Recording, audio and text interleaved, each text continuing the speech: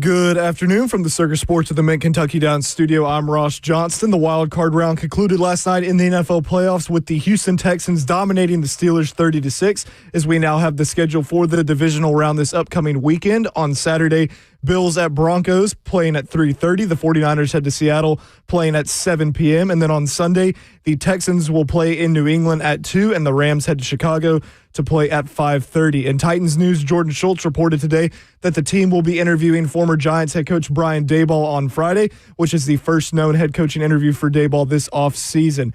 In NFL news, the Panthers are picking up the fifth-year option for quarterback Bryce Young, which will be worth more than $26 million guaranteed in the 2027 season. Lastly, Tennessee basketball is back on the hardwood tonight as they host the 13-3 Texas A&M Aggies in Knoxville. Tip-off is scheduled for 6 p.m. Central as the Vols look to get back to 500 in SEC play. And you can listen to the game right here on The Zone as Vol Network's coverage starts at 5:30 right after 3HL. For all your foundation repair waterproofing needs, visit USSTN.com. Breaking news at once on your home for the Titans and Vols. This is 104.5 The Zone.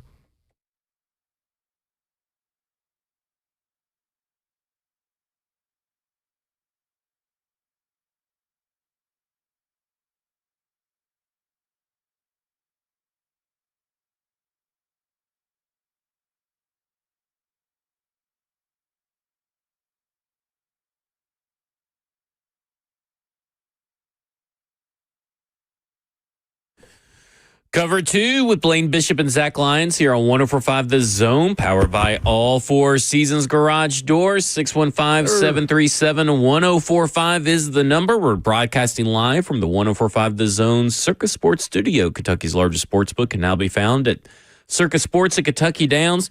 We're up to 18 names in the head coaching search for the Tennessee Titans. Obviously, some of these, like we have talked about before, are going to be for offensive coordinator or defensive coordinator gathering and all that kind of stuff. I do worry a little bit about paralysis by analysis in this situation, but I understand what they're really trying to do. Well, what are they trying to do? Well, they're trying to get as much information as possible. And sometimes you can get too much information. This is a true deal. I don't know if this is the case. Yeah, it may not be the case, but because you do have at least 5 people taking in the information. Yeah. So you can kind of divvy up the and prevent information overload. But I do think it's funny that it's 18 right now, no Harbaugh yet. Brian Daboll was just put in this morning out of nowhere. Gannon late afternoon yesterday, I think right after we got off the air, Gannon was announced as the former head coach of the Arizona Cardinals, was announced as a head coaching candidate. So it could get up to 20. And I understand it, get it. Don't know if that's the process I would necessarily take to go that many and cast that wide of a net.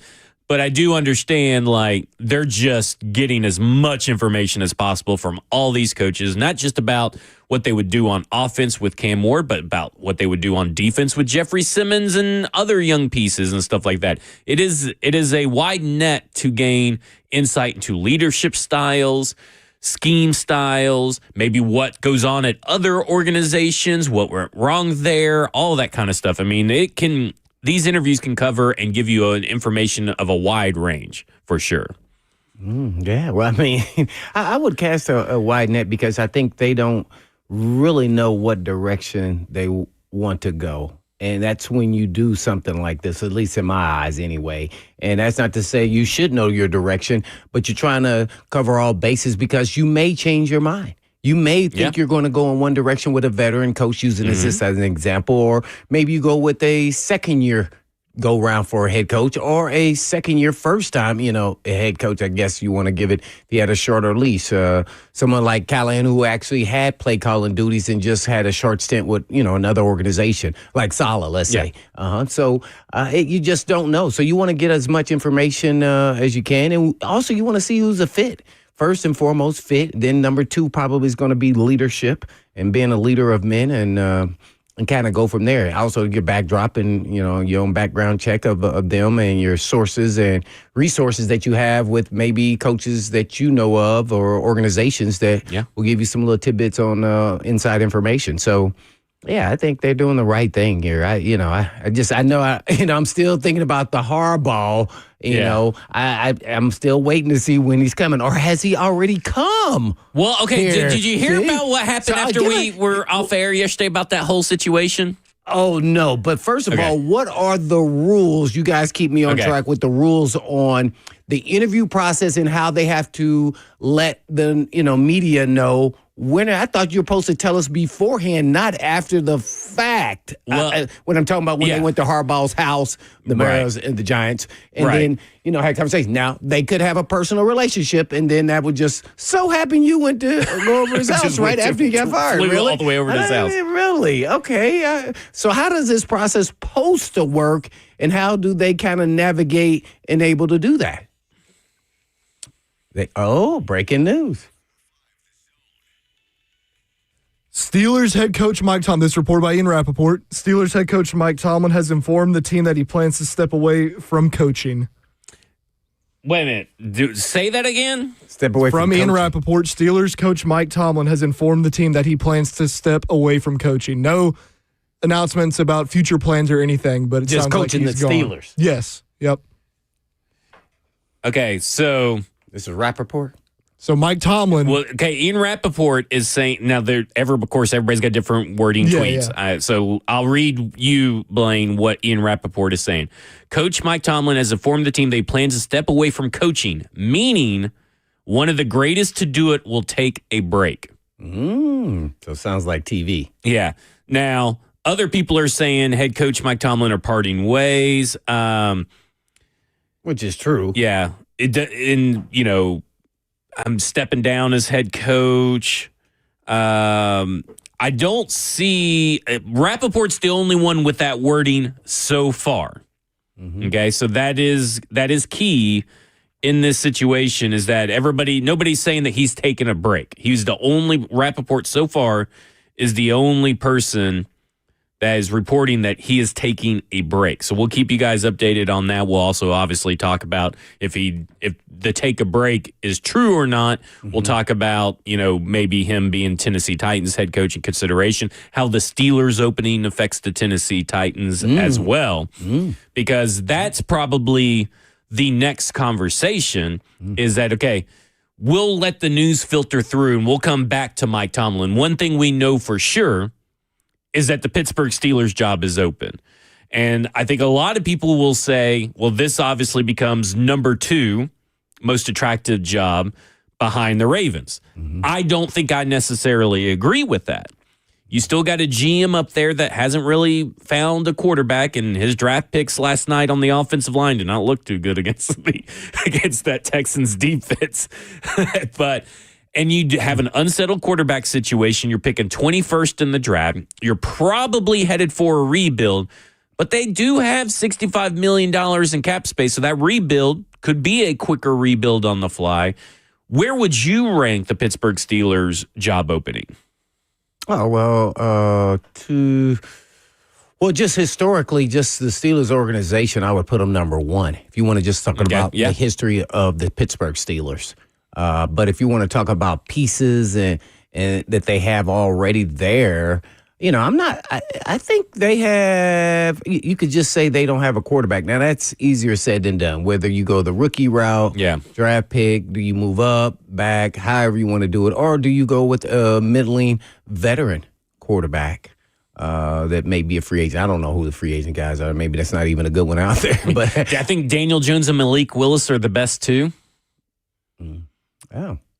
I believe. I don't know what that says about the quarterback class. A guy supposedly that Tomlin actually, I said something. Yeah. Tomlin actually showed a lot of love too in the draft process. So we don't know if that's true or not. So I think Malik Willis has shown that he deserves at least a shot to see if he can be a starter, and you can get him probably for a reasonable price too. By the way, so. I would, throw a little flyer there on that. But, I'd put them right there. They're right at the top. It's the Pittsburgh Steelers. You got to understand what the expectations are there. So I don't know what direction they're going to go as far as a, up-and-comer or a veteran. But, man, if you say they're in for the rebuild, they may go for the young up-and-comer. The Steelers will now begin the search for just the franchise's fourth head coach since 1969. That's crazy. I think that is one of the big appeals of the job is that absolutely. Obviously tons and tons of history there of success and Super Bowls and all that kind of stuff. I just don't know how much that legacy will make that job attractive. I would assume yes. But I do think that the unsettled situation at quarterback and aging defense, I do wonder how far away this team is from. Like, I think Tomlin is obviously a force multiplier for this team. It's a plus. Does this team make the playoffs and have winning records without Mike Tomlin this year? I don't know. It depends on who they hire. Could they hire John Harbaugh? That's the next question. Because couldn't John Harbaugh just go over there and have a chance to play against the Ravens 2 times a year and pretty much do what he's always done in that AFC and kind of run the AFC North for the most part? Like, it'll be very interesting to see. Now, does this make the Harbaugh domino fall a different way? All I was going to say is that, so Rappaport just quote tweeted that, his breaking news tweet, and said that during a team meeting, Tomlin told the team he was stepping aside and that he has TV offers waiting on him, which I think that's been a lot of the reporting or rumors lately, is that Mike Tomlin could be interested in getting into television as opposed to just getting into coaching again right away at a different location. So I don't know how realistic it could be for him to come here or even anywhere next season. I don't know. It will be interesting. What's also kind of weird is, of course, the AFC North. Harbaugh fired. Stefanski fired. Tomlin stepping down. The only team that didn't fire their head coach is probably the second team that really needed to fire their head coach, and that was the Cincinnati Bengals. I mean, I'm not sold on Zach Taylor whatsoever, but this is kind of going to be, at this point, a new era for the AFC North in terms of, you're talking about at least 2 coaches that have been there for what? Both of them have been there for 18-plus years? I have to go back and look at Tomlin. I think he was hired a year or 2 before Harbaugh. So this is like a whole new look AFC North up there. It's going to be a wild thing to follow over the course of the year, the offseason, see what they all do. Yeah, then the new battles amongst the coaches. Will the younger or new coach have the upper hand over Zach Taylor? I mean, man, it could be his demise, because then if he loses to those teams, it's like, well, dang, this is our first year here.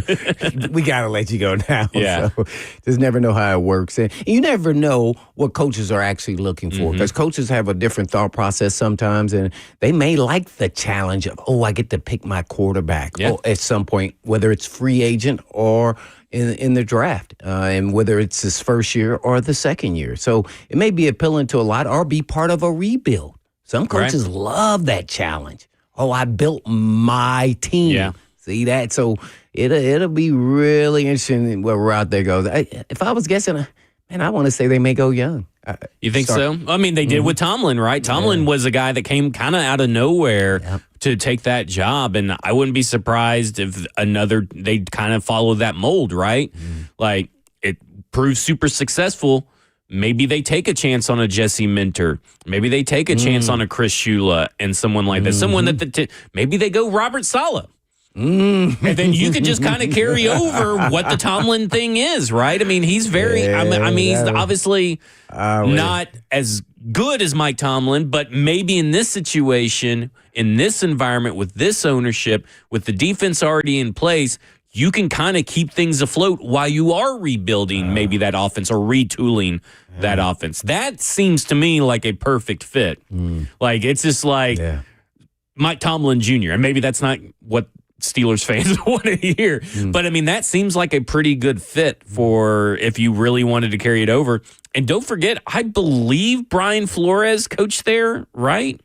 Didn't he coach there for like a year or 2? I have no idea. I know he's doing an interview with the Commanders, I think, today. His contract is actually up with the Vikings, too, by the way, so he can interview for DC's job or head coach job. 2022, he was at the Pittsburgh Steelers for the year between his Miami Dolphins head coach and his Minnesota Vikings defensive coordinator. Yeah. So he was just there for 1 year. Also, just to clarify, Tomlin was hired January 22nd, 2007. So it was a year before Harbaugh was hired January 19th, 2008. Yep. So almost 2 decades for both of them. That's kind of crazy. Wow. That is crazy. Okay, so Adam Schefter's reporting Mike Tomlin will have options with what he wants to do next where he could take the year off. He can have a job in television as an analyst. He gets to do what he wants, but it won't be coaching the Steelers. So, yeah, well, yeah, that for sure. But at the same time, that's a little bit less emphatic that he's taking a break or taking a year off. Yeah, that's for sure. You may know this, Zach, but like Ari Myrov tweeted and said that the Steelers retain his rights. So if he takes a year off, he's saying it seems more likely he'll take a year off, possibly do TV, and then become a trade candidate next year, similar to Sean Payton. I thought he only had Saints 1 year rights. left on his contract. I think once the contract expires, it expires, regardless of if you retire or leave. I'm just reading Ari Myrov's Yeah, tweet. I think I agree with that too. I think he only has 1 more year. Yeah. You get to keep for a player, you get to keep the rights for a retired player until the contract expires. I would imagine that is the same for a head coach. Yeah, okay. Now, that's an assumption. That's not knowledge. I'm just making a logical conclusion between a player contract and a coaching contract and how that works. So I would be very surprised if that's not the case here. Okay, we'll talk more about this. We'll kind of get more up to date on what's going on with Mike Tomlin and the Steelers. We'll talk more about how it affects Tennessee Titans, and we'll talk about, because he coached last night in a wild card game. There's a lot of coaches that coached in the wild card games. We'll kind of run through the gamut of those as well. This is Cover 2 with Blaine Bishop and Zach Lyons here on 104.5 The Zone.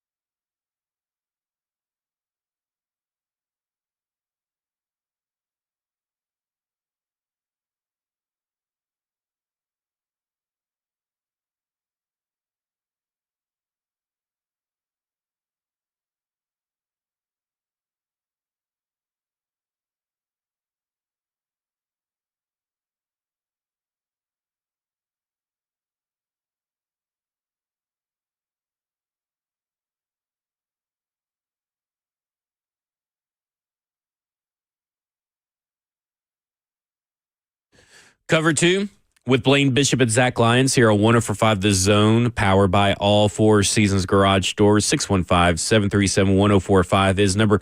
We were talking about possibly trading for, Mike Tomlin and contract issues and all that. And someone said, that's not how it worked with Sean Payton. He got traded. Well, he signed a 5-year extension in 2019 that went all the way through 2024, the end of the 2024 season.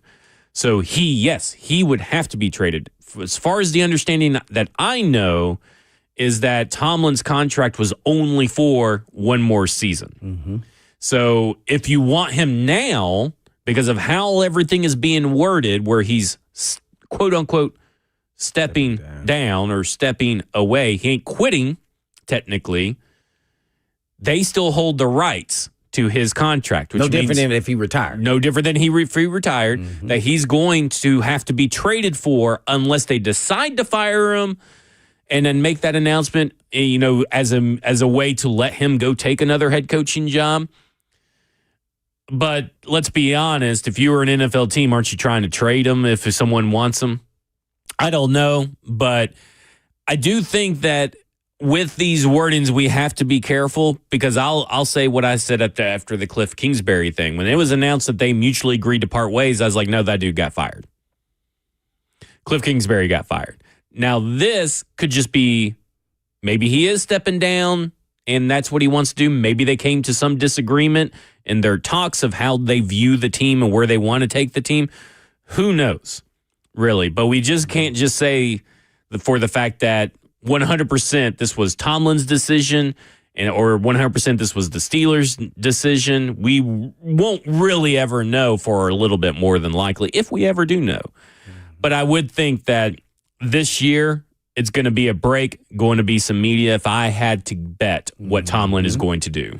Yeah, I guess all signs point to that. They've been saying it for a little while, Lisa, in the national media, that he was looking at, getting on TV. So, it's all turning into that exactly what they said. So I don't know if he's going to take a break or decide not to even come back. Bill Cowher did the same thing and then never came back. Hey, listen, it's a cushy job at some places. Yeah, so a lot more less stress. But I don't know if we're about the pay. It's the same, or once you get to that point where it doesn't even really matter. So, yeah, so this could be the end of Mr. Tomlin at all at coaching. It could be. You never know. You just never know. Yep. Because when you've been in it that long, it's hard to, when you take a year off, depending on his age. What age is he, by the way, too? I don't know. I know he's not up there the same as Harbaugh. I think Harbaugh's 62. Harbaugh's 63, if I'm not mistaken. Okay. He's 53. Oh, 53. So he could make somewhat of a comeback, yeah. Because you get to a certain point, I don't know if you want to come back. Because the game, as you see the trend with hirings of ownership now, is getting younger and younger and younger. That would be somewhat of a risk, but he has a heck of a resume. But if you take off too long, then everybody's kind of moved on. One source close to Tomlin told Jeremy Fowler this, quote, "What is there left to chase?" I don't know if I'd necessarily agree with that if I was a head coach, but maybe that's really how he feels. But I would say a head coach. He said that? That's what a source close to Tomlin told Jeremy Fowler. What left is there to chase? Oh, man. So that maybe he may not come back. He may not. You would think that Tomlin's the one saying that, probably. I don't know. But my thing with Tomlin is, I feel like, Blaine, you're right. At some point, everybody moves on.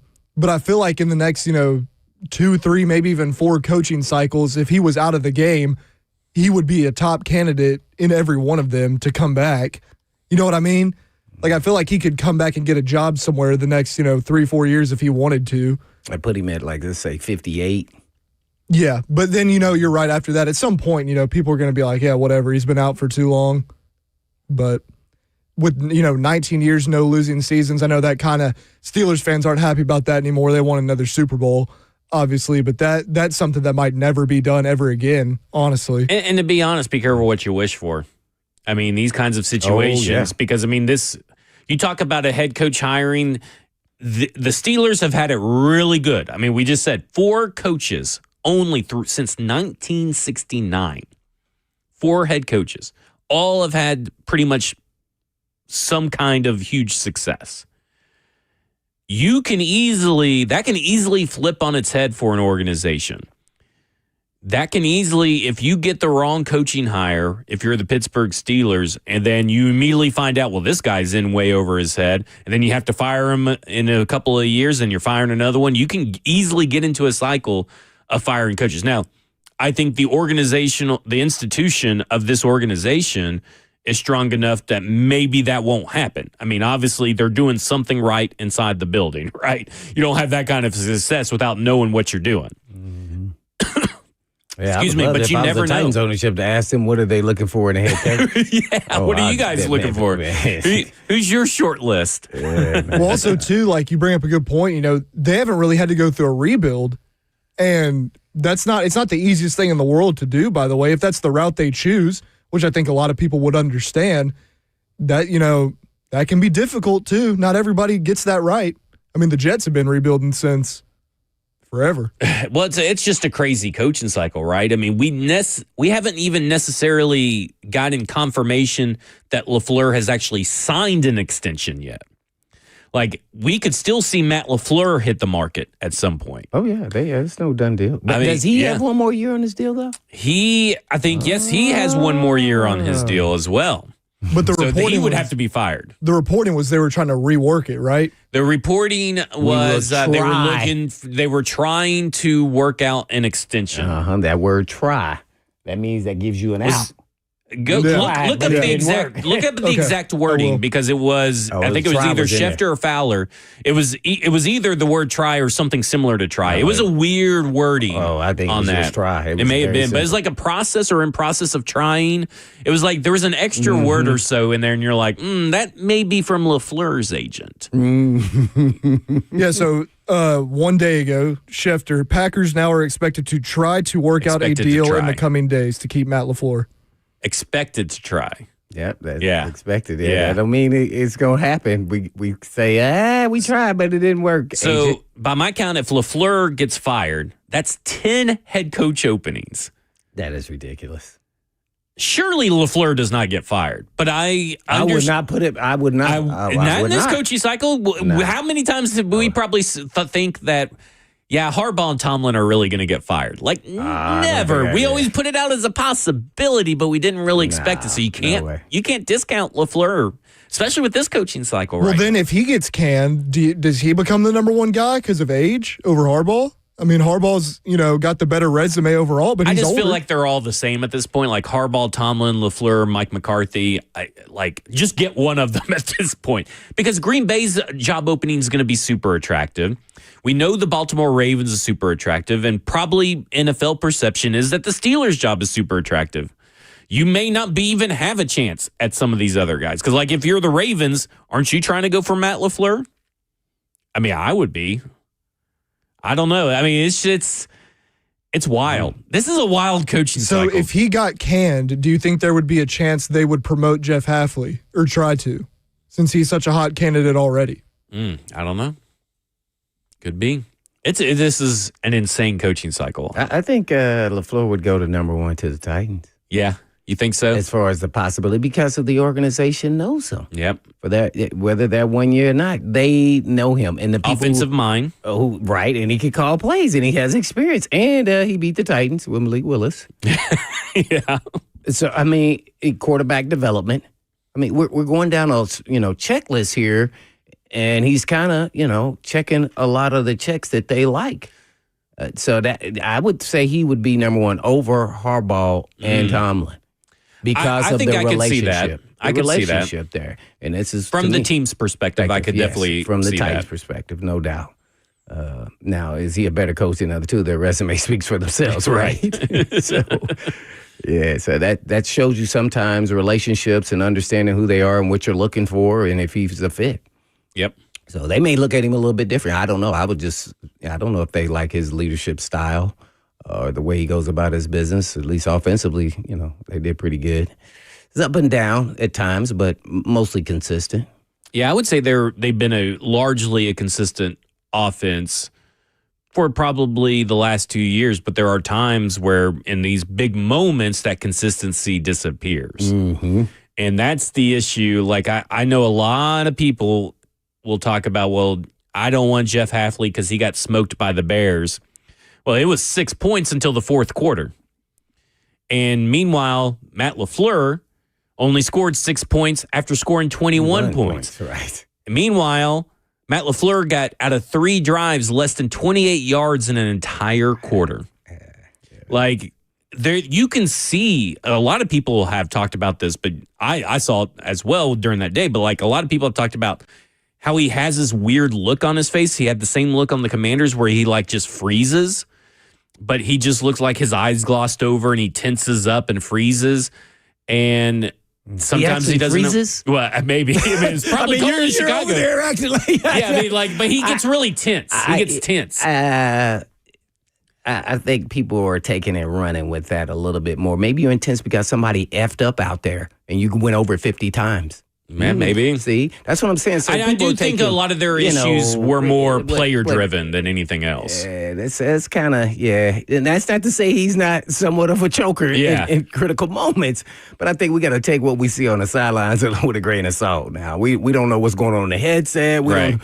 You know, what some player, he just said something to a player, or, tell you, situation happened on the field. I think I'd still want him, don't get me wrong. Yeah, no doubt. Everyone has flaws. Yeah. So let's not get it wrong. Even Andy Reid, obviously, with, clock management at times, even when I was in Philly and still consistent with him at Kansas City. So no, there is no perfect coach. And by the way, someone could just have your number on that day. I just think they identified him. Here's why I say that. He's not even a available coach, but they identified him as an OC with Vrabel. So obviously they thought a lot about him. And he thought he was going to get the head coach job. Yeah. And he did. Because they only interviewed 3 guys. It was Vrabel, Wilkes, and LaFleur that year. Yeah. So they liked him. When I say they, ownership. Yeah. I mean, he wouldn't be out of a job for long. No. Not at all. I think a lot of teams would go over it. Because, every situation, every game in the playoffs is different. I know that it happens a lot in Green Bay in some of these second halves, but every game is a little bit different of a story, right? I mean, the player execution in that second half was bad in Green Bay, both sides of the ball. Well, here's what makes it so bad from LaFleur and the players' perspective is they did it now 3 times in the season. Mm-hmm. They can't. I mean, man. Come on. Yeah. That's hard to do in the NFL, right? You were forewarned. Now, you know this happened to you before against them. You better come out second half ready to rock and roll. Right. Like this is the beginning of the game. It's 0-0. And they did it again, man. And then Ben Johnson, man, he's a little, arrogant guy, man. He is. He's been all up on LaFleur and them since his opening presser for the Chicago Bears. He's been all up on. He says he wants to renew. He wants rivalries to mean something. Oh man. Well, I do kind of find like the handshake deal. Yeah. I was kind of a little. You could have at least done a little bit of a but did LaFleur give him the drive-by? I think the time before or something. Some people were talking about it. Yeah, but I think it was him both times. I loved it. Oh. It's Bears-Packers. Now, don't get me wrong. If I was Matt LaFleur, I'd probably want to punch him in the face. But I loved it. Bring that rivalry back. So you love it, but if you were in that situation, you would want to punch the guy. Yeah, because fan perspective is different from being in the moment. Right. Like so, if and then him saying F the Packers after the game, you know what I mean, though? That game next year, it's always pretty good, but it's going to be up to another level. Whatever happened? Has this whole new Gen Z forgot about respecting your opponent and the coaches you face? What happened to that? See, that's what I'm getting at. So it's going through a drama now, change of a picture of what really happened. You can respect we want the drama and still hate. Oh no, not those guys. They coaching. I don't know. I mean, LaFleur and Harbaugh have gotten. They probably hate each other, I'll guarantee it. But they're definitely at least doing handshakes. Well, yeah, because they're older. We're talking about. I know. That's what I'm saying. I'm agreeing with you. We talk about 60 to these guys that are in their late 30s. Yeah, I'm agreeing with you on this. It's this new generation. I know I love drama, but at the same time, hey man, at the end of the game, we got to show professionalism by a head coach. Real Housewives of NFL coaching. I get it. You as a fan, we want to see the drama. Just because it's a rivalry and stuff, right. yeah. But you have some respect. I think that's kind of losing its bait. Maybe it's not part of the game anymore. Well, I kind of like it. You guys sell me on that. Yeah. No, I'm on your side. I'm a little bit. I'll skew on the older demographic on this you're one. Putting 60-40 on it. I know you love the drama. I love the drama, but I didn't really. For me, like, okay, so here's the example of me loving the drama. Okay. I didn't like the handshake. I thought that he needed to show a little bit more respect. I love that he's dropping F-bombs in the F the Packers in the post-game speech in the locker room. That was just crazy, man. I love that. And that they posted it, though. Yeah, and they posted it. That they posted it. I love that. But on the field, I feel like you guys show a little bit more respect for your opponent. Well, I'm cool with the post that, once you get there in emotion, you won the game, you could, but you gotta hate, man. It's almost like they have some hate amongst each other individually. Yeah. Like, it's deeper than just, we're going to start a rivalry. Really, remember now, he was at Detroit. Yeah. So it's not, this first rodeo with him, and yep. Let's go to Luke in Nashville real quick, 615-737-1045. Luke, you're on with Blaine and Zach. Hey, guys. Yeah, it's a lot of craziness going on with all these vacancies and a lot of big-name coaches. But, I mean, who was the number one coach that you wanted?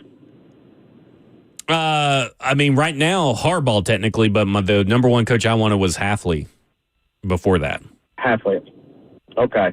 So, I mean, I would like McCarthy, but it doesn't sound like he wants to be here. But I would say I would like Matt Nagy to come because I think, a lot of times we look at guys in their past and what they've done and expect them to be able to do that here. But if some of them don't have, the want and the drive that some of these other coaches may have now, then it could all be for nothing. So see what you think. Thanks, guys. Bye. Yeah, I mean, all these openings up and everything. Listen, Matt Nagy's PR team has kind of done a pretty good job. I don't know if you saw the video that got posted late last night from Jonathan Jones of CBS Sports Blaine, but it's from November. Because if you go back to the article that mentions not the Athletic article, but Jonathan Jones wrote an article last week mentioning that 45-page report that he got.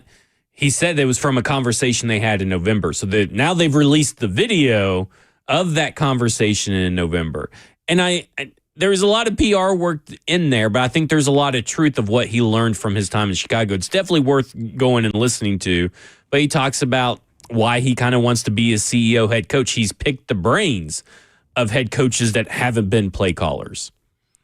And he called people around the league. So he's obviously done his research into trying to be a CEO head coach.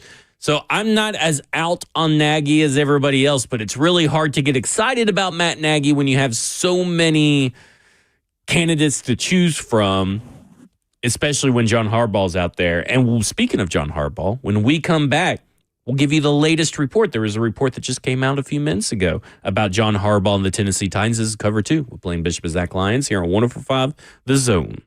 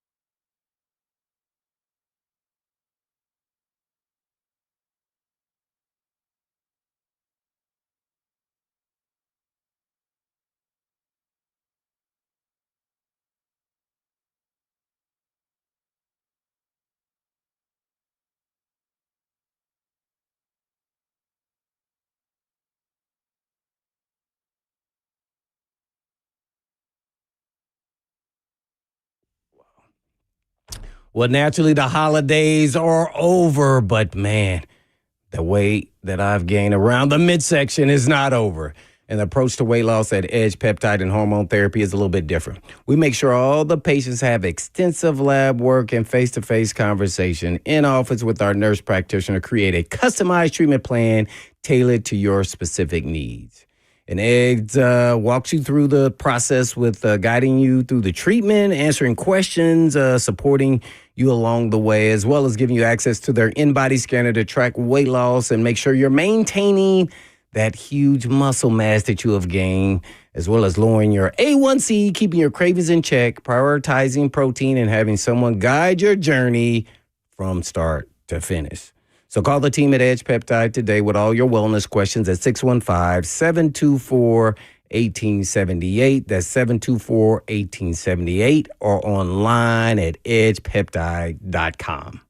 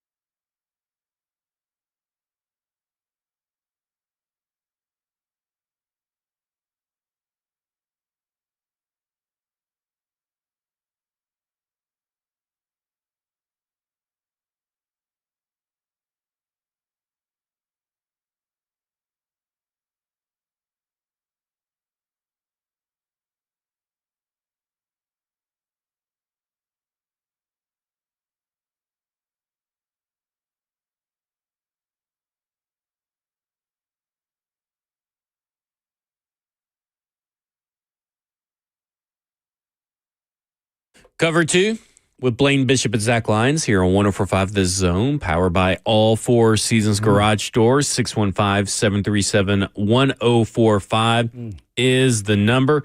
Two different reports have come out in the midst of the whole Mike Tomlin firing, that's Freudian slip, parting of ways or stepping of downs of Mike Tomlin, is that Peter Schrager was on the Pat McAfee show. He says the teams I would say to keep an eye on with Harbaugh other than the Giants is the Tennessee Titans. So he's got it narrowed down to Giants and Titans. as a team. Now, this is obviously before the Steelers news broke. Who is this guy? Peter Schrager. Oh, yeah.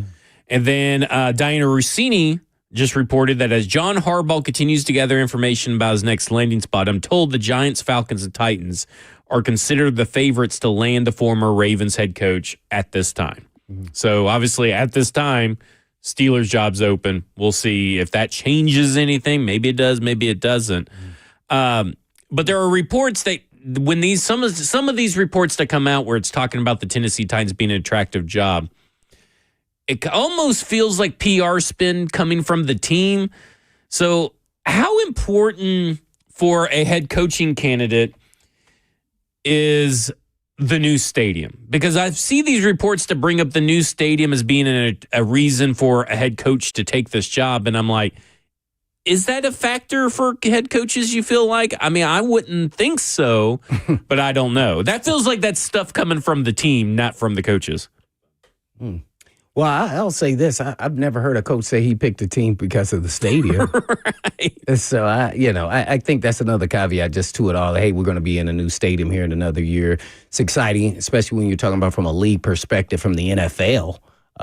They have a new stadium. That means that potentially we're going to have a Super Bowl and other events in there. So I think it's exciting to have that on the resume, but I don't think that's anywhere at the top of the list for a coach. But that's exciting for the organization for sure. Because that's what it feels like it's coming from the organization. Like, here's why we're an attractive job. This is why Harbaugh would I can see why they would put it on the list, but it's definitely not at the top. I don't think John Harbaugh's looking at like schematics for, stadiums and stuff. Right. And you think the new stadium or that the tax-friendly Tennessee state is, more attractive? Which one is more attractive? The stadium? I would highly lean towards the tax situation as opposed to the stadium. That's how I would be. It'd be all about the tax. Unless the stadium was like in a gravel lot. And obviously like salary cap, roster, Space. quarterback, stuff like that. List of things that's going to be a while before I get to stadium. Yeah, but I get why it's on there from types. You need to have it on there. You have to. It's a big deal. Because I do remember Tom. Food. Yeah, I do remember Tom Pelissero and. Is one of the guys that keeps bringing up the stadium. And I remember back when Borgonzi was hired, he was one of the first ones to break that news along almost at the same exact time as Albert Breer.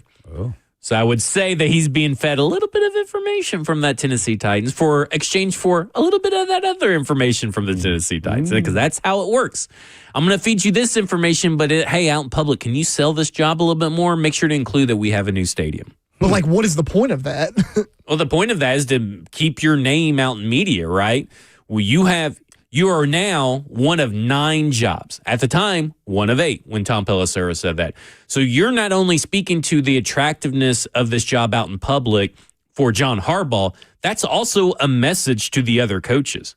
That is a message of, hey, John Harbaugh should consider the Tennessee Titans because we're this attractive of a job. If that means that John Harbaugh considers this attractive of a job because of these reasons, that means you should also consider this an attractive job because of these reasons. That's just PR 101. You're getting the message out there. It's tied to John Harbaugh's name, but it's really a message for everybody listening that's looking for a head coaching job. That's why I asked that question yesterday. We kind of went through this scenario before, not really talking about the stadium, but is that good for the Titans for PR, or is that disappointing to the Titans fans when you don't get those coaches that are available? And the reason why I say that is because a lot of people on here on the chat talk about, oh man, we got now, Tomlin and Harbaugh to get. I mean, which one are we giving the money? That, that's all the fan base is going to think is giving the most money. This is an attractive job. Granted, you're saying they're talking to all the coaches, but the fan base thinks, oh, man, we're going after Harbaugh. And that's the delicate balance you play in those situations is like, okay, because how they word is like, here's why Harbaugh would find this job attractive, right? Mm-hmm. And that's how it's being worded by Pelissero and everything. Is like, okay, this is why Harbaugh would find this job attractive. They're not necessarily saying, but it doesn't matter with fans, to your point, that they are going after John Harbaugh or Harbaugh is coming here for an interview for sure. But that's hard for fans to understand. So you're playing a delicate game, right? A delicate balance between what you're talking about, PR and messaging, and what the fans can understand and read between the lines because, I mean, there's not, like you said, everybody's like, we got to get Tomlin. Well, you got to trade for Tomlin. Yeah.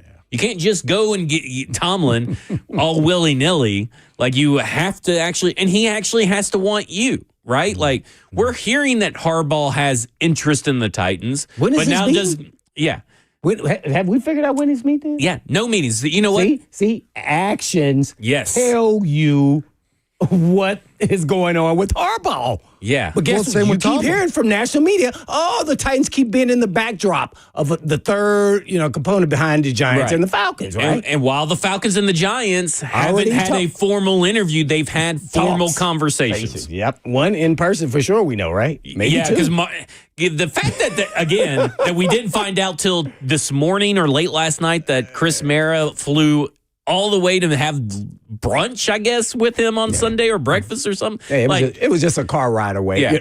I mean, a jet ride. Where's the stories and actions presented to us as evidence from the Tennessee Titans side? Yeah. We've gotten it from the Ravens. We've gotten it from the Falcons. Are they just not telling us? Did they go down there and already have brunch with them? And maybe he already turned them down. Oh. Well, that's what I'm saying. But he keeps them in the backdrop, though. Maybe the Titan, it's kind of phrased in a way that, they're the third option here, which could become the first option, by the way. But he hasn't met with anybody in person. Maybe that's because he had personal relationships with those owners. Could be. I don't know. Like the Matt Ryan, it was apparently allegedly just Matt Ryan in a phone call for about an hour. Now, they put out a whole, PR article like he had met with it, and we're sitting here thinking they concluded an interview, and that's their wording, and it was just like a 1 hour phone call, it turns out. Still technically an interview, but, I mean, the way they sell it, again, PR spins is very important. So they're selling it to their fan base. We had an interview with John Harbaugh, hoping that nobody would pick up on the fact that it was only for an hour conversation with just Matt Ryan. Well, maybe the Titans already had an interview with, or at least a conversation over the phone. Well, he's talked over the phones with, I think, all the teams that have an opening up until this point. That's what they say. So now, I guess the Falcons were just the last in line of those phone calls or something, or maybe because they maybe had a conversation with Arthur Blank. Well, now we've hired Matt Ryan since we've had that conversation. Here's a conversation with Matt Ryan. Do you really think that would have happened? It would stay quiet around here? That's what I'm saying. Did the Titans do something right? Do we have a lot of... They would have wanted to leak that out, too, by the way, That's what I'm saying. That would have been leaked out 100%. Well, did the Giant... I don't remember how the Giants one broke free. Did Chris Mara tell someone? It was Ian O'Connor, I believe. Yeah, did Chris Mara tell him, though? Who did that come from? I don't remember, and I don't want to just throw that out there. No, it was O'Connor, though, yeah. Yeah, it was Ian O'Connor. I just don't know who told him or how he came. I thought it was reported, so it was obviously the truth. Yeah. So I don't know. We'll see. Again, we started. The more we talked about yesterday, the more excited we got. And I understand there's all these reports. Again, I think we should all just wait for the actions because again, it's Harbaugh's choice. Go ahead. I was just going to say, so Ian O'Connor's tweet says that Chris Mara told The Athletic. Okay, so Chris Mara told him. So that was direct from the source. So Falcons direct from them. Chris Mara, the Giants, got it out on their behalf. Nothing from the Titans so far. If someone is listening from the Tennessee Titans and you guys have had conversations with John Harbaugh, it may be good to get that out there unless you got bad news in those conversations. Or maybe then you don't want to get vibes, or that it's a possibility, I don't know. It was kind of lukewarm. If he shows a little more interest, maybe we'll go that route because he is a great head coach. So 615-737-1045 is that break it number, on the news. Come on, tell us that you can call in. PR over there, if Brink or Berganzi want to call in, heck, if Burke Nihill's listening, I don't know, just call in, tell us what's up with John Harbaugh. If you need something passed along, I will frame it exactly how you want it. 615-737-1045. Let's go to Darren before we leave. Darren, you're on with Blaine and Zach. Hey, guys, what's up? Said a couple comments about the Steelers-Texans last night. It wasn't the most intriguing matchup to me going into the weekend, but I really wanted to see Aaron Rodgers dig deep. I know an aging quarterback, possible first ballot, all that stuff. My complaint's not really about what happened on the field with him. I was very disappointed in the way he carried himself off the field. What I didn't want to see is 5 receivers sitting around on their tablets trying to fix things, and he just looks checked out from the first quarter. And Blaine, I'd like your opinion on this. I mean, this is probably his last playoff run that he could have went on. And the guy looks like my dad when we stayed up too late, and he comes in and yells at us. Like, after every incompletion, the guy's just like, he doesn't look like he's motivating anyone. He just sits in his parka. And I like Aaron Rodgers, but last night was a D for me on his attitude, man. It's not a way you want to go out. But I love you guys' show. Oh, lastly, how funny would it be if Harbaugh just went to the Steelers and Tomlin just went to the Ravens? That would be pretty hilarious. Oh, yeah, exactly. Yeah. That all right, guys. I would love it. I would love it. Just for the record, before we go to break, Tomlin signed a 3-year extension in 2024, meaning that he is under contract until the end of the 2027 season. So it's actually going to be 2 seasons before anybody can freely sign him without him being fired or traded. Oh. So it's actually going to be 2 more seasons, not just 2026. So I just found a couple of different articles to verify that information. But was that last year an option? Because the reason why I say that is because a lot of people are saying it was 1 more year plus an option, yeah, which means that the team would probably exercise the option. You would think. Well, yeah. Maybe not. Maybe they already have their coach and they're happy and they're just like, we won't exercise it. Yeah, I think you are right. That's where is that what okay. I think you're right. I'm going to look up at that though. after the break. Coming up next, we'll talk more about the Tennessee Titans and everything going on with them and the head coaching carousel that is the NFL. This is Cover 2 with Blaine Bishop and Zach Lyons here on 104.5 The Zone.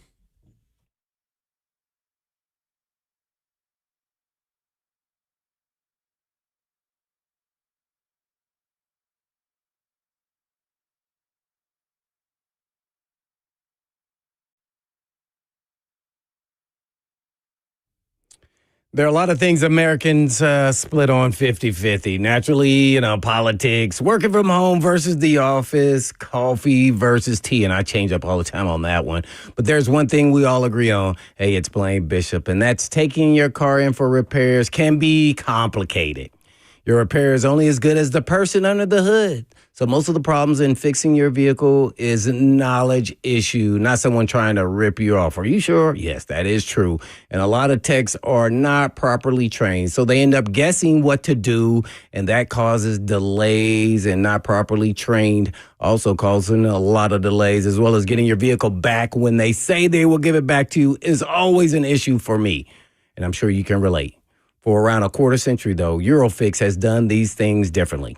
Every visit starts with a free 15-minute no-wrench inspection, so you know what is going on before you start the work. And Eurofix pays its technicians more than any other company does to attract the best and the brightest talent around.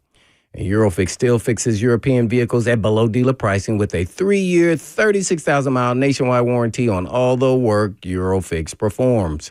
And rental cars are available upon asking for some. Yes, and are one. Locally owned, family run with 5 locations and more to come. And all you have to do is just give them a call at 844-EUROFIX. That's right, 844-EUROFIX, or online at myEurofix.com. That's myEurofix.com.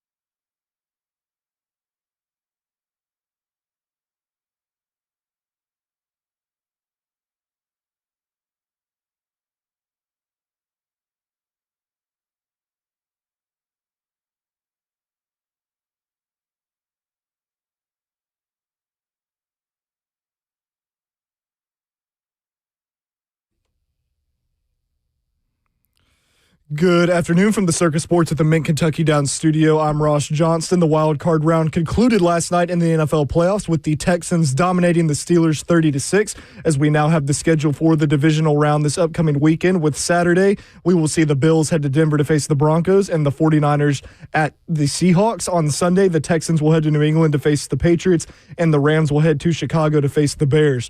In Titans news, Jordan Schultz reported that the team will be interviewing former Giants head coach Brian Daboll on Friday, which is the first known head coaching interview for Daboll this offseason. Also in NFL news, some major news. Mike Tomlin has decided to step down as head coach of the Pittsburgh Steelers after a 19-year stint with the team, which saw 2 Super Bowl appearances, a Super Bowl win, and no losing seasons. This also makes 9 head coaching vacancies currently in the NFL. Lastly, Tennessee basketball is back tonight as they host Texas A&M in Knoxville with tips scheduled for 6 p.m. Central. You can listen to the game right here on The Zone as Vol Network's coverage starts at 5:30 right after 3HL. For all your foundation repair, waterproofing needs, visit USSTN.com. Breaking news at once on your home for the Titans and Vols. This is 104.5 The Zone.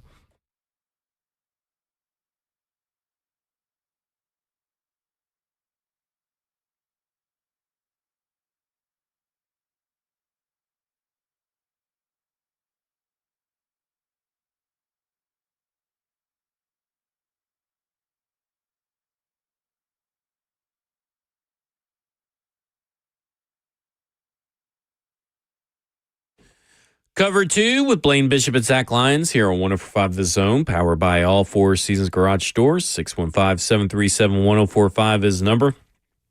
I would wonder, where is Mike McCarthy? You're an Aaron Rodgers fanboy. You're obsessed with him, Ross. Is the relationship between Aaron Rodgers and Mike McCarthy at right now? I think it's good, but actually Philly Mike called in earlier, not on air obviously, but he talked about Mike McCarthy being a big Pittsburgh guy, growing up there and being a big Steelers fan. Yeah. That could be the only chance that, I think Rodgers would stay there for one more year if they got Mike McCarthy. You think they are pretty sympathetic? Yeah, I think so. But, again, does McCarthy even want to coach? Who knows? He's taking He's done an interview, so maybe. But there could be a connection there is what I'm trying to say, I guess. That makes sense. I knew you would know. You are like a walking Wikipedia of Aaron Rodgers knowledge. That is right. Yeah. Aaron Rodgers.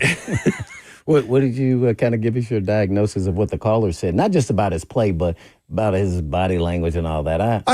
He's always been like that. And obviously, that's not something I enjoy from his demeanor or whatever. Now I know, he holds everybody to a very high standard. You love the drama, though. I don't. I love the rivalry drama. Specific, yeah. But no, I think, it's just always been who he is, and he holds everybody to a high standard that even he obviously doesn't reach at times. So I think it's just kind of what you get with him. Now, you want guys that are, able to try to meet that standard and conform to it, but sometimes it doesn't happen. And obviously in a loss, it can look ugly. When they're winning, it looks great. But it's just, it is what it was, and it was a tough game last night for sure.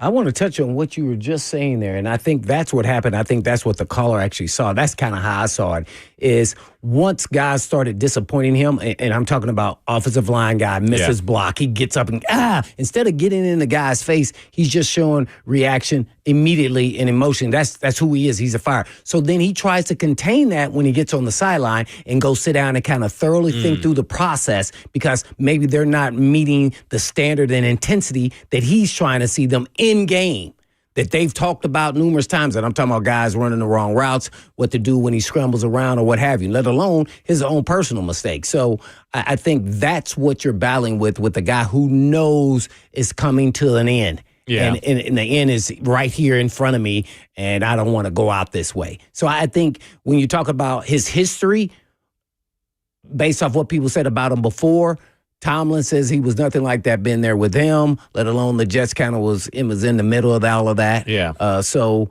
I think he was just trying to fight against his own natural instinct of who he really is and trying to really kind of instead of just having conversation with the guy, I think he just stood there and be like, there's nothing else I can do really at this point. Texans and Steelers, the defensive coordinator, play caller for the Houston Texans, Matt Burke, at one point he was kind of associated with maybe getting an interview with the Tennessee Titans. That was before the season ended. Mm-hmm. And since then, we haven't heard a peep from anybody wanting to interview Matt Burke. Do you think that will change once maybe they're eliminated from the playoffs or anything, just in general? Because I thought That Texas defense came out and did exactly what I thought they were going to do against the Steelers team and just put them in a blender. I don't know much about Matt Burke. Yeah. Do you know he coached with the Titans? Yeah. The only reason I know that is because I've been looking at all these, coaching hires and stuff. And that's the only reason I know that. Was it 1 year? How many years was it? Like 1 or 2 years. And to be honest, I did not know that until I did research like a week or two ago. About it. But I'll just be careful when, for me personally, doesn't mean that it will be true or not. When you see a coordinator do really good with that kind of talent. Yeah, that's true. From every level, they have really elite players. They got 2 great pass rushers, let alone their D tackles are really good. Yep. Archery being one of them, by the way. So I'm sure you guys are familiar with that name. Ashir, okay, elite. All right, led the NFL and still the head Titans tackler in a season. I think he's their Walter Payton and we can just go year. around their whole secondary, by the way. Stingley. Lassiter. Petrie. I mean, we can just keep Bullock. I mean, they have really good players. So now, how much is it player-driven or basically your scheme? Yeah. So I'd be careful. But only thing I would want to know, though, about him is his leadership style and how he goes about his business as a leader of men. It kind of starts there when you see him playing with elite talent. I think Denard Wilson would be pretty good there too. See? Yeah. So if you start moving guys around, so just kind of the case about Joe Brady, right? Like what is Joe Brady without Josh Allen and Joe Burrow? Right. So you want to see, and that's the tell of the tape for me. And that's when you knew Vrabel was a good coach, because when they were down all those injuries, they still kept manifesting and doing really well considering. Yeah. And it was just like, whoa, he's getting a lot out of nothing. And Wilson actually this season partially did that as well. It was a little more inconsistent. But they was having a lot of guys. I didn't even know the names of the guys was out there, to be honest. To be real. So that's what I like to see sometimes when you're down on your numbers, to see how good of your coach. That's not to say Burke doesn't deserve an opportunity just like all the other guys. Right. But I love to see when they're down, what they look like. The Packers and the Chargers, both defensive coordinators, are interviewing actually today virtually Jeff Hafley and Jesse Minter. And I felt like there was a lot. Obviously, the offense left a lot to desire. The offensive performance of the players left a lot to be desired, especially on the Chargers, especially on the Packers. Chargers was almost entire. Well, they fired the OC, by the way. Yeah, somebody got to go. I got one for you. Here. Jim Harbaugh has never coached an NFL team that didn't have Greg Roman as his offensive coordinator that he just fired. All his time in San Francisco. I double-checked it because I was like, there wasn't even just 1 year where someone else snuck in, but the entire time in San Francisco and the entire time now with the Chargers, obviously just 2 seasons, but still, or no, 3 seasons, I guess, right? I don't know. It's only 2 seasons. Is it only 2 seasons? But has always been Greg Roman. And they could possibly lose Jesse Minter as well. Both his coordinators. Given both his coordinators. And I thought that Jesse Minter... Again, keeping the dam from breaking. There's a lot of times where I thought his players were very confused. And I don't think that's because of him. I think that's because communication between them as players. But, I mean, they kept one of the best offenses of the NFL this year down to 16 points. And it was a close game. And they gave their offense every opportunity. And when he's doing it with guys like Tier Tart, a really old Khalil Mack, Denzel Perryman is out there. Who's a free agent, by the way? Who's a free agent? Hey, man, we talking about really old, but hey, man, if we're going to make him a rotational guy, I'm all for that for the right price. Denzel Perryman was in it, and he's a little slow. He's up there. But you get faster with knowledge. That is true. You get faster with knowledge. Elijah Molden is out there. At the Deshaun Hand as well. Man. I mean, Cam Hart, who is from Notre Dame, he's the cornerback they drafted in the 4th round.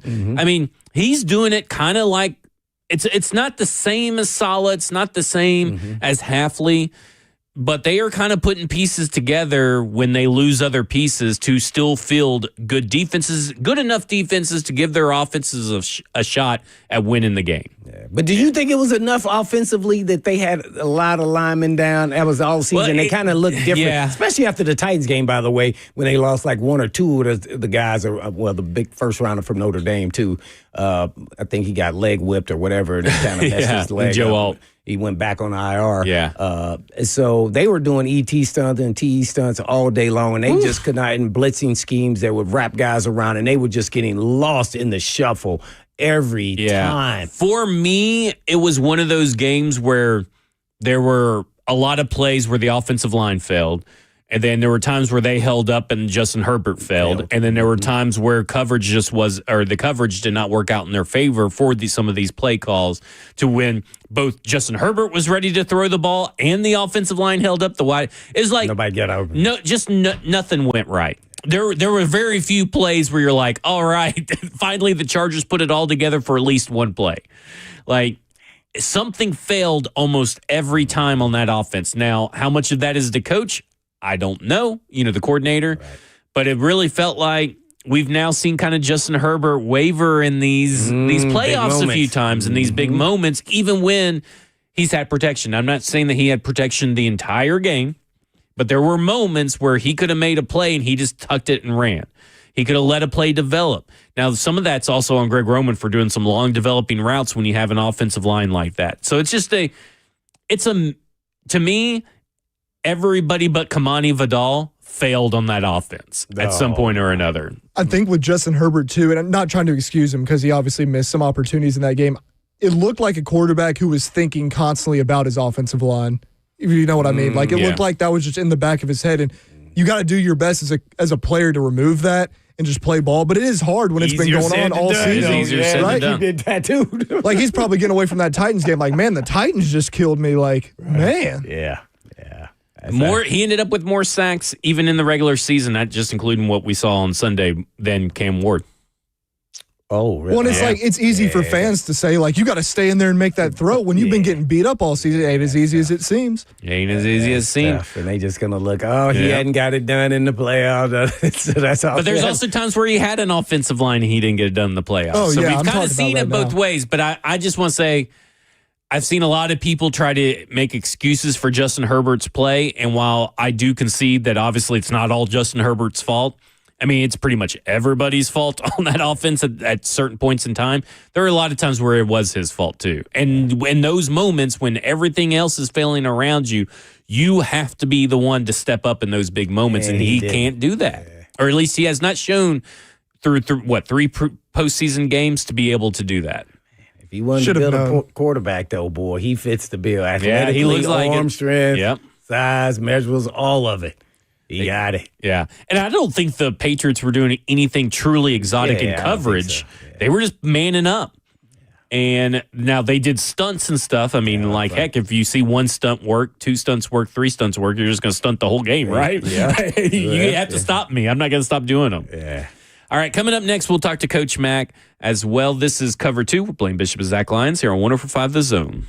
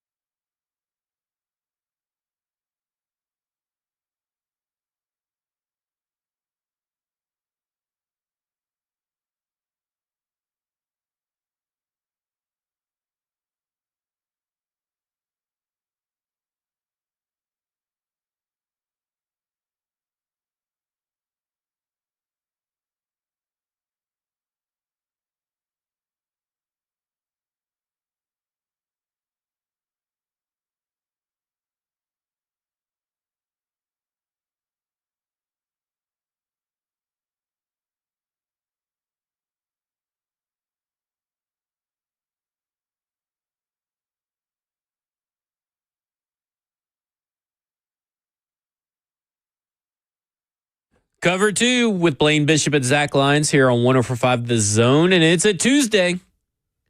And you know what that means? Time for our weekly Mac Attack with Coach Mac, brought to you by Two Rivers Ford, the South's most trusted Ford dealer. And Coach Mac, I have to ask, we got 9 job openings in the NFL. Has there ever been a wilder coaching cycle that you've ever witnessed in your history being with the NFL? Well, it's getting more and more unique in that aspect. And I'll say this: you used to have a lot longer leash. Now, I mean, you've got a couple of coaches that have big double-digit, careers that are going to be changing jobs, doing whatever they want to do. It's a hard life. It really is. It's a hard business, and so nothing really shocks me anymore. The thing that's happening now is the cycle is being repeated so quickly, because it used to be very, very hard when there was only 6 to 7 to 8 at the tops coaches on the staff to get into this league as a coach. It was really hard.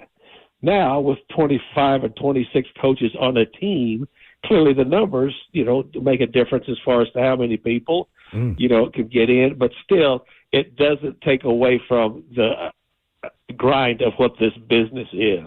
And believe me, after 40 years in this thing, I can tell you, and I embrace the grind, and I still do.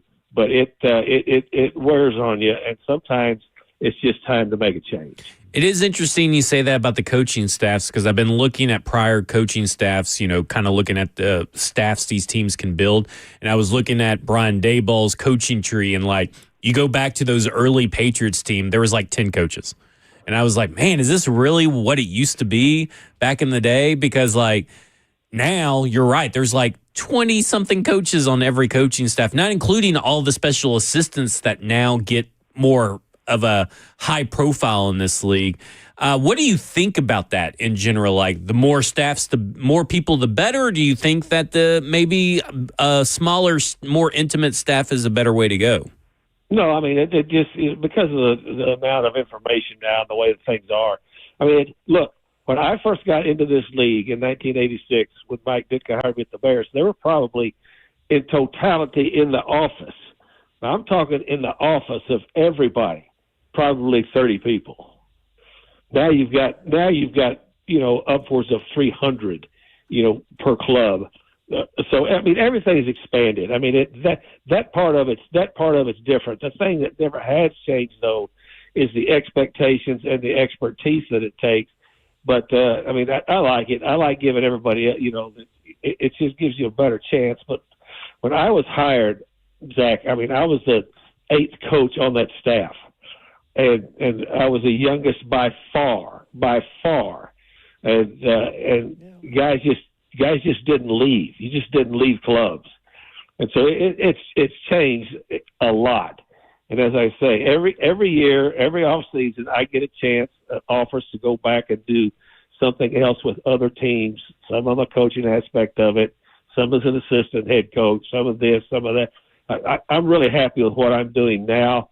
But to me, I think more people get opportunities, but also with more opportunities, expectations come really, really big.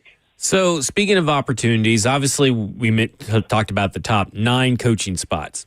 When you're going through these head coaching interviews and you have multiple interviews with multiple teams, how do you put out, your priority list for yourself and rank things like roster, quarterback situation, salary cap, and all that kind of stuff?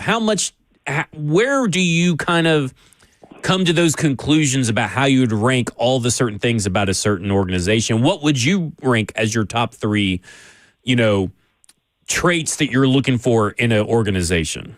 It's all encompassing. It's different for every look. I interviewed for 3 head jobs in this league. I got 2 of them, but every interview that I went through was a 2-day affair. I mean, and a very, very thorough 2-day affair. And before that ever happened, back in the day before there was a Zoom, the league would send a camera crew to your place with an interviewer, and they would record a 45-minute to an hour interview with you, and then put that in the bank and send it to the league, and the league would send it to teams, and then teams would look at it, and depending on how, quote, air quotes, hot you were at the time, then, the interest in you would pick up, that contact your representation, and you'd come in, for an interview. That was the pre-Zoom interviews back then. I mean, everybody that was, say,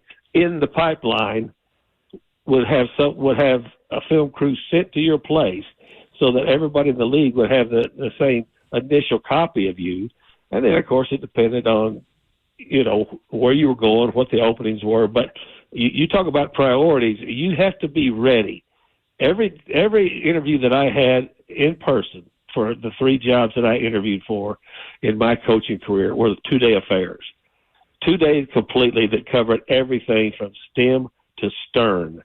And, you needed to be prepared. I mean, I had and it depends on your representation too, and how good that was. I mean, I always did a lot of research. I started research a couple of years before I got to be a, quote, hot assistant, because you have to have some things planned out. But everything and anything from who you're going to play, what the personnel was like in your division, what the salary cap was, who was up, all of those things in a 2-day, in an in-person 2-day interview back in the time, you better be ready for everything.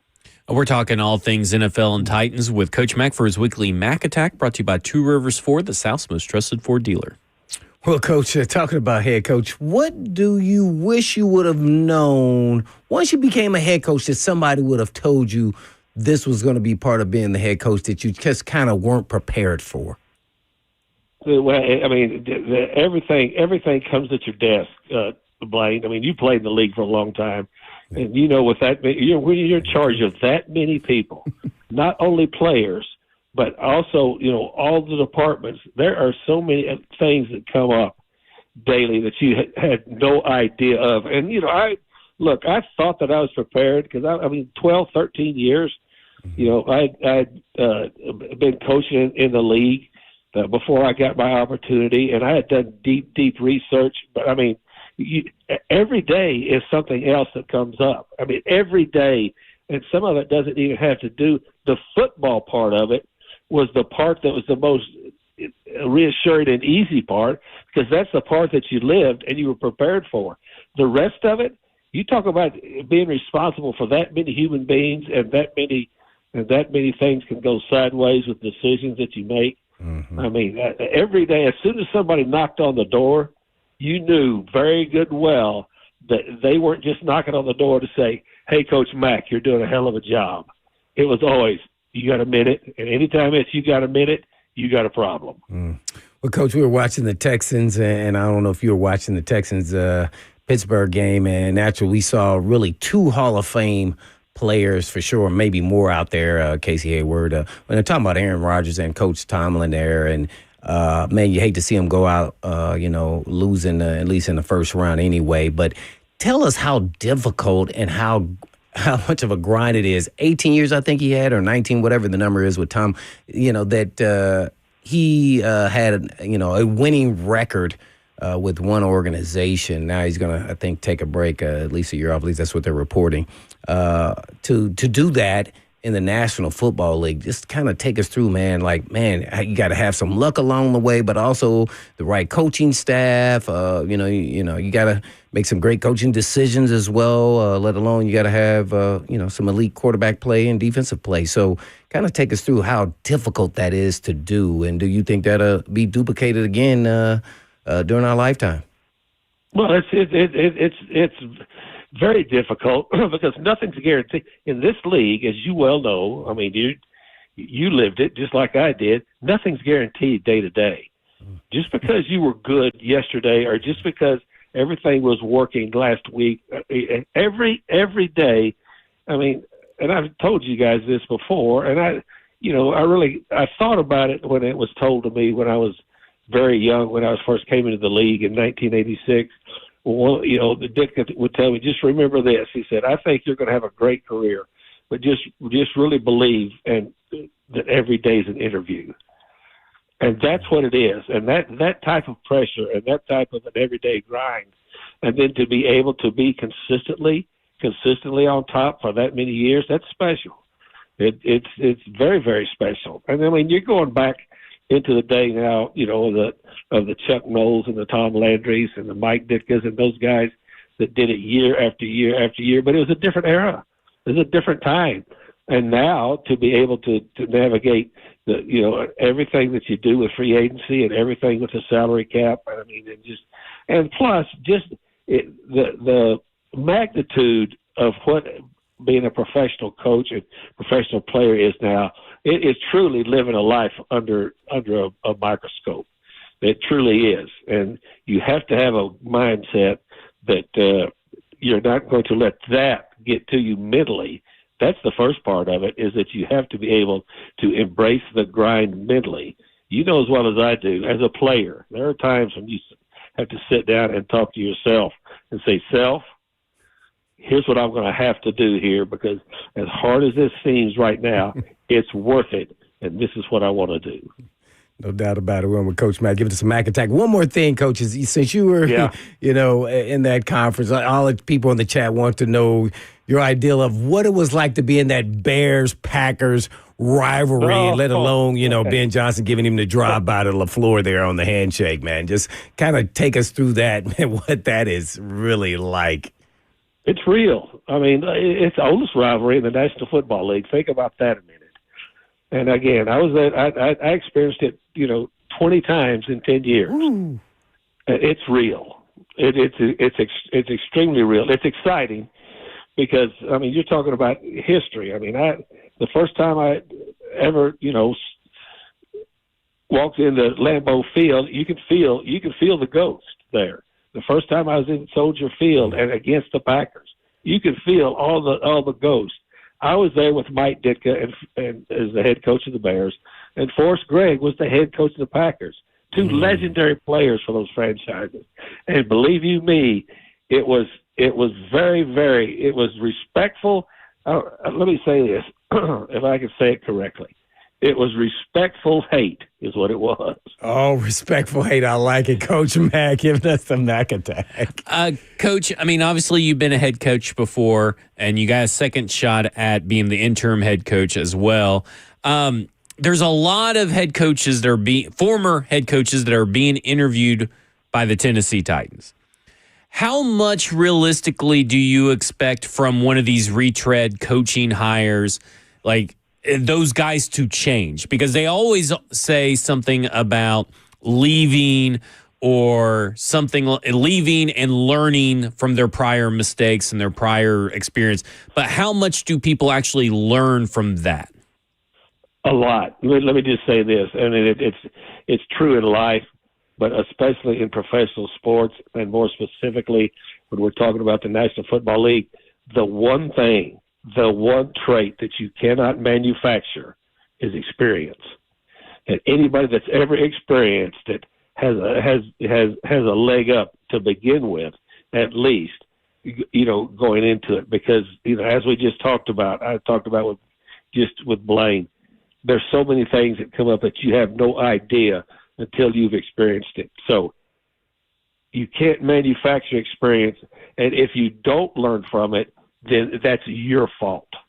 And that is, if you've been in it long enough, you should be able to gather a lot of things that will help you making decisions in the next thing. If you don't, then you're approaching it the wrong way.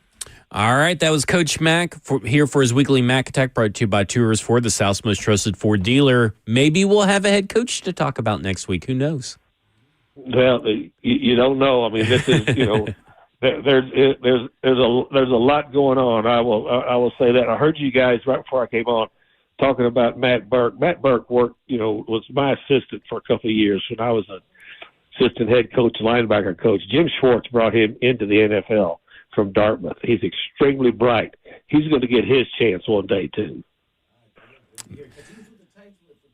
Yeah, how long was he with the Titans for again? Yeah, because I couldn't remember. He was with us for 2 years, and then he left and went to Detroit with Schwartzy. There you go. Got you. Yeah. There you go. Coach Mack for his weekly Mack Attack, brought to you by Tours Ford. Coach, have a good week. All right, guys. Appreciate it. Always enjoy talking to you. See All you. right, there you go. All right, there's been another coach fire, or there's been another coaching change. I shouldn't say firing in the NFL, and it may affect the Tennessee Titans. This is Cover 2 with Blaine Bishop and Zach Lyons here on 104.5 The Zone. What you talking about, Willis?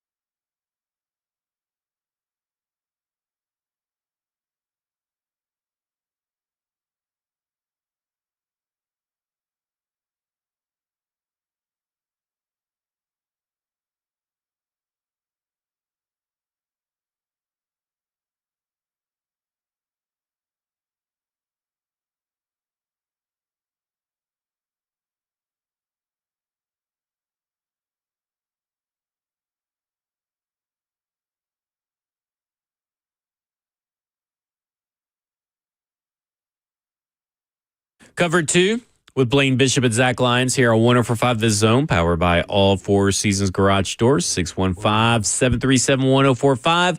Kevin Patullo, offensive coordinator, former offensive coordinator of the Philadelphia Eagles, is probably a more apt description, as he is. They're making a change at the position. Ooh. Is how it's being worded. Oh.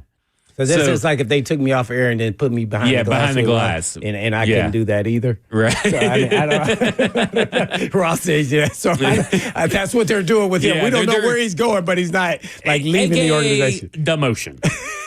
I think is the best way to put it. Hey, well, just depending on the perspective. Yeah. He's going to learn how to be better. There you go. This will be the 5th. That he is, by the way, already the 5th offensive coordinator for Jalen Hurts. He is actually the 6th play caller for Jalen Hurts. So now they're going to be looking for the 7th play caller for Jalen Hurts, because the head coach, for clarity, that's good.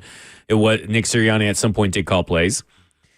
What's interesting about this, and the reason why I said it does affect the Tennessee Titans, is that the Tennessee Titans are interviewing a lot of guys that potentially may look at the Jalen Hurts organization and be like, hey, okay, maybe that's our landing spot. Maybe we're not going to wait around to hear from a what if from the Tennessee Titans. Now, you know what I'm saying? Like, you got to wait. You got to wait for some of these positions. So that's why I'm saying, like, this could affect the Tennessee Titans. You look like Mike McDaniel. You could look at Matt Nagy. And I think Matt Nagy's probably willing to risk waiting, obviously, because, I mean, I think that still I'm pretty convinced that he's going to be the head coach here. I know nobody wants to hear that. But that is an attractive job opening. Oh, yeah. You have A.J. Brown, you have Jason Garrett, you have a really good offensive line, you have Saquon Barkley. You're right back in the hunt for a head coach. You're right back in it. And one name really comes to mind, and the Tennessee Titans announced that they were going to interview him for the head coaching job on Friday in person, and that would be Brian Daboll. Oh. For those that may not know, because I don't really remember, but I remembered this morning, Brian Daboll was offensive coordinator for the Kansas City Chiefs in 2012. His wide receivers coach in 2012 was Nick Sirianni. Not to mention, not only just that, I don't know how the relationship between Saquon Barkley and Brian Daboll coexisted up in New York at the end when he was hit free agency. But obviously, history with Brian Daboll and Saquon Barkley.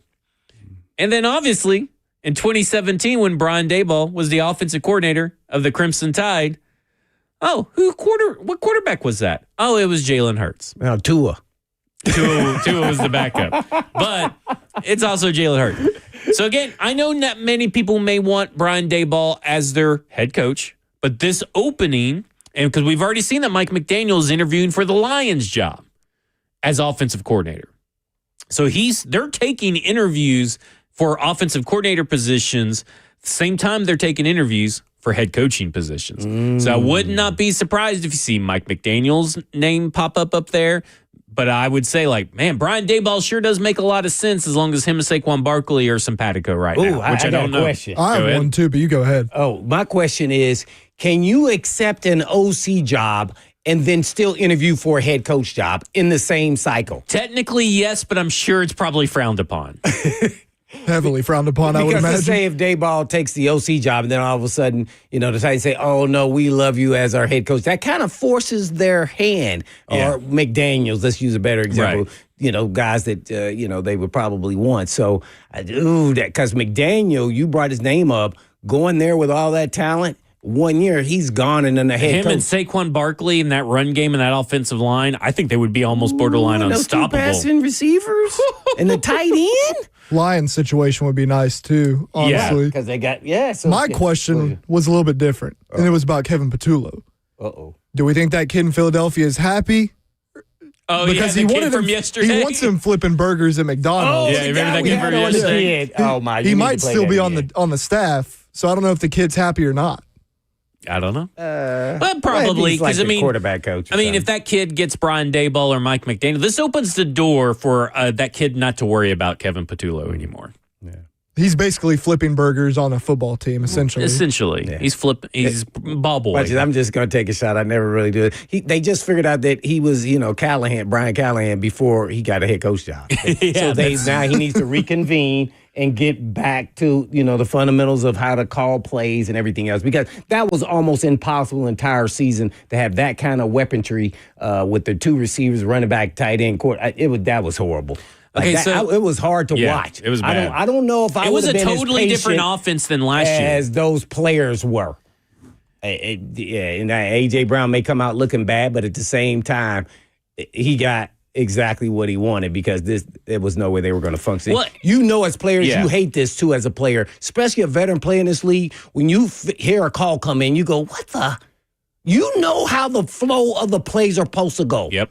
And then all of a sudden, it's just consistently bad play calling. Yeah. I think you start saying, hey, man, behind the scenes, we need to have conversations. Well, and it's so weird because Nick Sirianni, offensive background. He's been there for forever. Kevin Patullo has been there since 2021 as pass game coordinator and associate head coach. So it's not like he was like some scrub, offensive assistant. He was involved in the pass game and the offense. I'm just glad you said this because Bruce Arians was on the Pat McAfee today. Yeah, and he says, F the guy who's the passing game coordinator. If he ain't calling plays, he ain't doing nothing. Right. That was his exact words. Yeah, that sounds like something he'd say, too. Right. Yeah, I agree with the premise, but I'm also saying, why did this whole offense just totally move away from what was working? Here's what happens now. Is that his ego? No, I'm talking about the guy who was calling the plays. And how it impacts the team. Once one guy knows, then the other guy knows. And the other guy knows. Then you lose belief that he's going to make a critical call in a critical moment. Yeah. And you don't watch this. When they were around calling that timeout at the last play of the game, you see Hurts is the only one talking to him. Smith is kind of paying attention to the receiver, and A.J. Brown's just walking around because he has no belief in that this guy's going to call a play that's competent enough to beat them, that they got a shot of making a play. And that's where it wears on the players. You don't believe in the play caller. Yeah. And when that happens, boy, it's just over. Yeah, it's done. You got to make a move. Yeah. I'm stunned that he didn't do it halfway through the season. To be honest, he could have taken play calling over at any point if he wanted to. Well, he had the blame guy, too, now, by the way. What? He had the blame guy. Oh, yeah. Not blame, but blame guy. Yeah. Just real quick, just one more tweet from Ian O'Connor a few minutes ago. It seems like the Giants are making a very strong Harbaugh push right now. Yeah. He said that Eli Manning and Brian Daboll are among the voices who have called John Harbaugh to recommend the Giants' job. So they're bringing out the big guns. Wait a minute. I know. Yeah, what? Yep. That does not seem right. Why he still is under getting paid. I mean, but still, why would you just got fired and they kept the guy that really probably should have been fired with you? Is he calling him to tell him, you can get Joe Shane out of there? You think that's what Brian Daboll's saying? You can. They'll give you power over Joe Shane. Don't worry about Joe Shane. Maybe Daboll had some hidden messaging. Obviously, Eli Manning would of course promote the Giants' job because of his career. But Daboll, it is a little funny. Very classy if you want to look at it that way, but we don't know what all he said. Yeah, but I thought we were against classiness here. I mean, that was very where's the rival in the drama? There should be a rivalry between Brian Daboll and the Giants at this point. Well, I hope to see it played on the field, and he could give John Harbaugh a cold handshake after he beats him. Maybe that is a wild thing for Brian Daboll to do. I'm almost convinced that why is Harbaugh interviewing with anybody else besides the Giants? What is slowing us down? Are they just kind of no, we're not going to get rid of our GM? Because is that what this is? I don't know. Which I don't know why they haven't, if that's the case.